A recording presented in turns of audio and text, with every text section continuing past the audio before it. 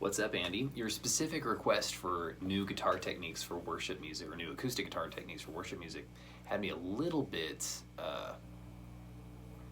searching for like a good topic to film a video about, because in person, specific questions arise and we can work on that. But for a specific set of like new techniques, it had me thinking, because it's hard to remember exactly everything we've talked about sometimes, and like what you really need help with, and what we need to talk about even. So as far as like new techniques too, it's hard to remember, because some of these techniques are really old to me, but they're just techniques you might not have tried yet, and I think that's also cool. Or techniques that we use in like newer worship songs. So that's something we'll talk about too.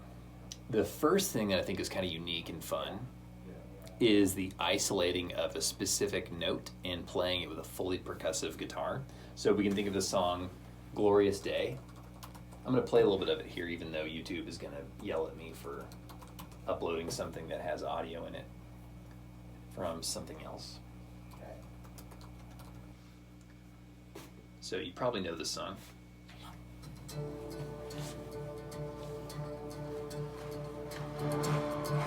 There's a D right there, right? And the way they're getting that to happen,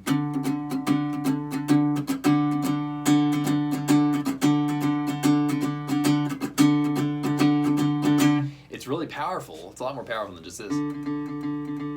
But he's just got his third finger, pinky, or maybe even second finger, it's hard to know, but it's probably third finger on that D on the fifth string, and he's silencing behind the D with his first two fingers very gently. So that's the result. You just get a lot of rakes around that note. I was buried beneath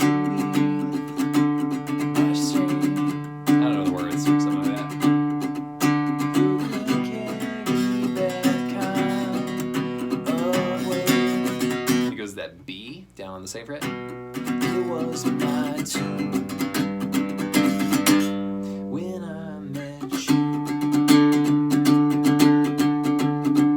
Instead of doing like a D chord to a B minor, the G, back to D. It has a little bit more of like almost like a tribal thing going on. That's kind of cool. It's very simple, but it has a really punchy sound to it.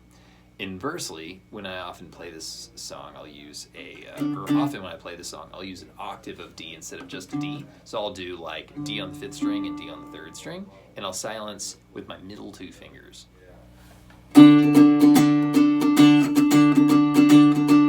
Gives it a little bit more punch. So interesting thing here, I've got my first finger and pinky there, but my second finger and third finger can just gently set down in between those two strings, and the result is this: nothing, fifth string. So how am I able to get my fifth string to ring when my fingers are silencing in front of it? Well, the trick is, whenever you push down a string, you're pushing it down away from the line of the strings, right? Because the strings go in a particular sort of plane, and whenever you hold down a note, it pushes that string away from that plane. So if these two fingers can just be perfectly straight with the other strings, you're literally pushing this string out from underneath that muting. So you can get this to ring out while silencing the front of it just fine. It works better to silence behind it, which is why I recommended it before, because then there's no chance that you could accidentally mute the fifth string, right? But if you have both of them held down with first finger and pinky, use these guys on the plane of the strings very carefully. Get some cool stuff with those octaves as well. You do that through the whole song if you'd like. The opposite of what we're doing here is also true. Like, instead of isolating a couple of strings, including open strings where you might not normally want to.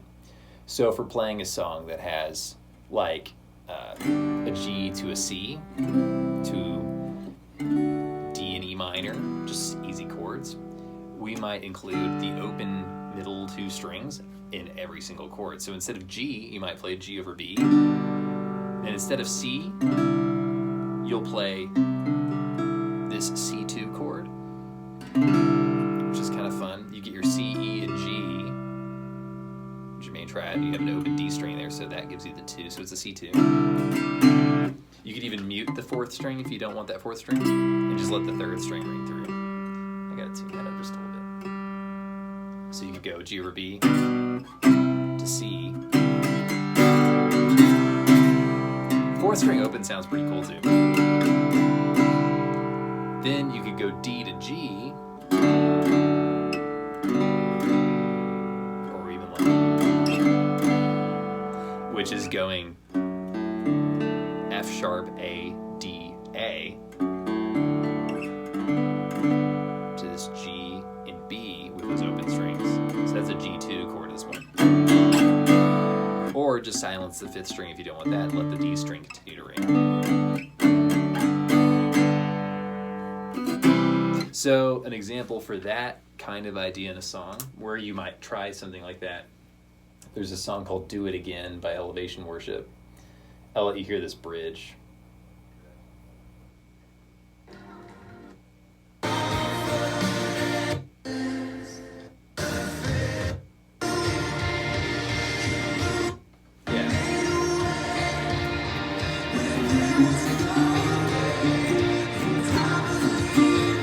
So for this you'd capo 3. You can do the same example, but it's just kind of in a B flat area, right? And so this little bridge comes in. Yeah, let's go to G.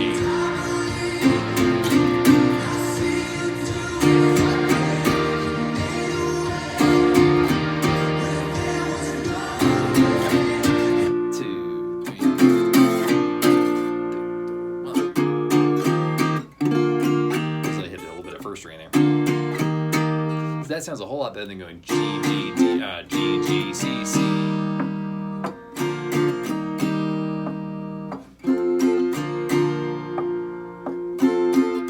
Here's the other one again.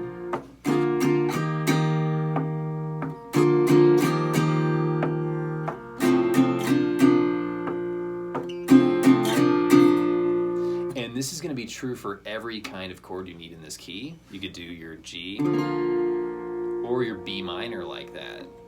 You could even throw in the 5th if you want to and leave the 3rd string open. And I'll put this back down in the key of G, so when we're talking about B minor and stuff, it's actually B minor, not just a B minor position. So we have G, C. If you want D, you could go up here too, just 2 frets higher than C. That one's a fun one though. E minor's over on 7 and 8. You can even keep the open D string, right? There's another G if you want it, the high G. I go 10, X, 0, 12 on that one, but you can also keep the open D in there too.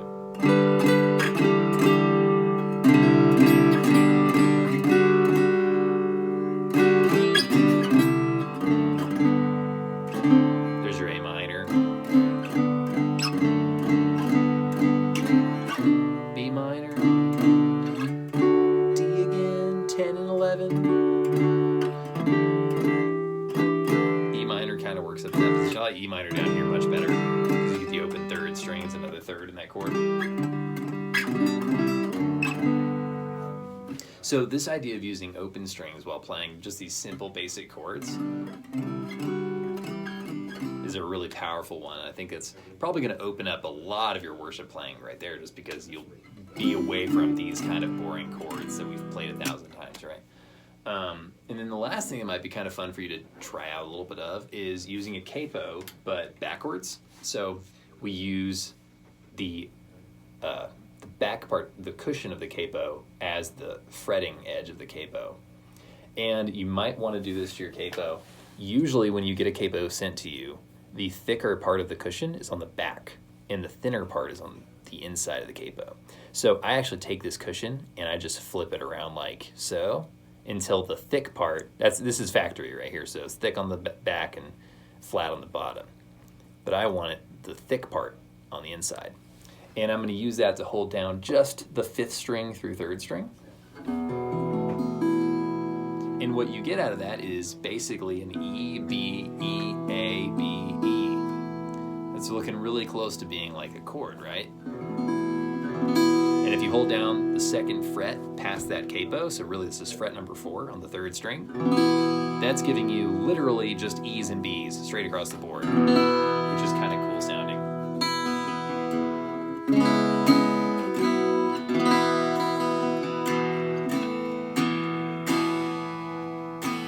Thank you, Sean.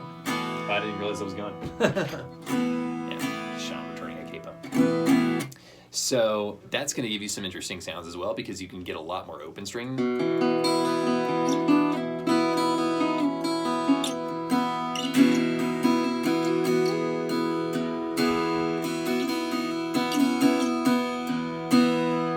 And what we're basically doing is treating the guitar like it's tuned to DAD-GAD, D-A-D-G-A-D, which I don't think we've ever talked about altered tunings for guitar before, but that's a really common altered tuning, and it functions a lot like this particular capoing it does. So what I was just doing there was I was dragging my 1st finger around on the 3rd string as a melody. You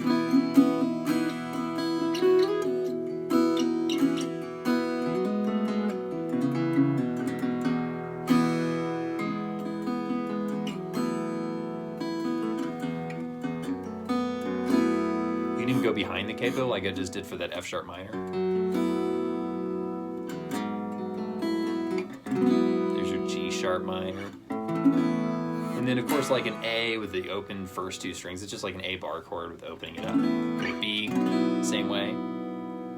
You could do regular bar chords if you want to, which is great because in an altered tuning you can't do normal bar chords. But you could do something like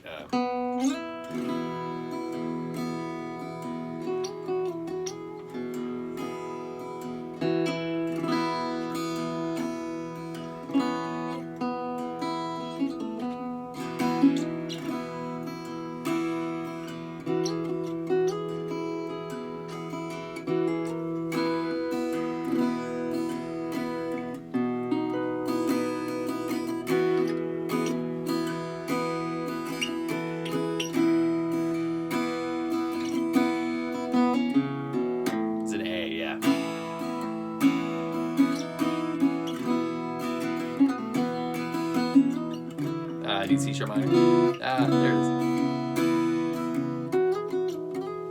Then to B. And down to A again. Yeah.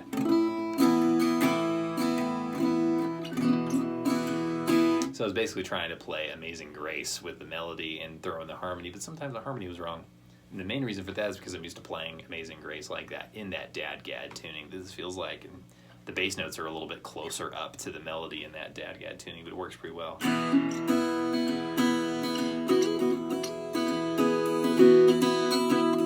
You go straight to the 4 there if you want.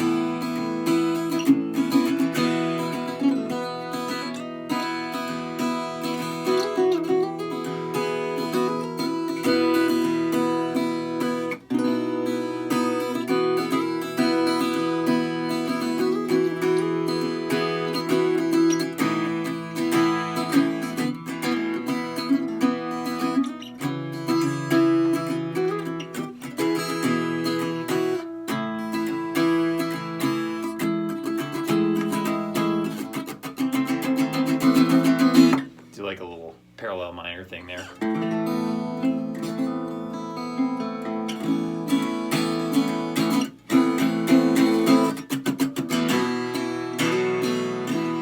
can do all sorts of cool hammer-ons and stuff in the same area.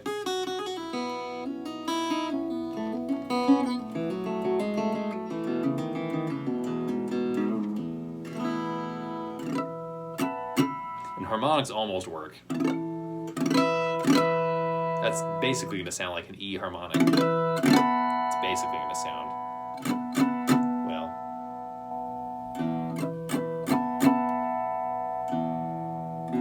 it's going to try to sound like a B harmonic, I suppose, because of the root, 5th, and root.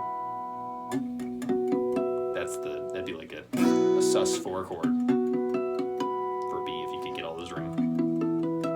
That'd be like a sus4 for E if you could get those rings, but so kind of cool stuff. Hopefully some of this is inspiring for you to check out. I do think this is going to work best for songs that are in the key of E, but you can double capo if you'd like. And you could capo up to like, let's say we're playing a song in the key of G, you could put the short capo on 3, or I'm sorry, on 5, and put the big capo on 3.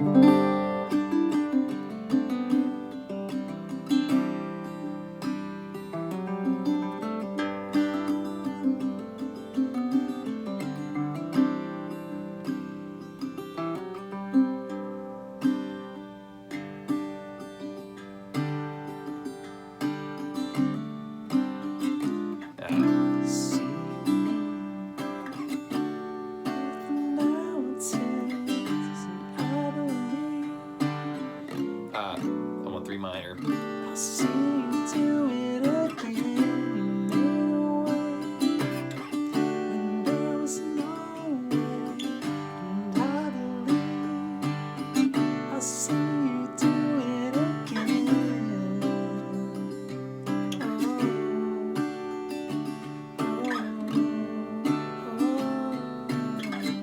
Right? It's kind of cool. So might give you some different inspiration for different places you can play the same old kind of boring chords. So anyways, hopefully it's helpful, man. And we can talk about it more next time too if you have any questions. But see you later on, man. Take care.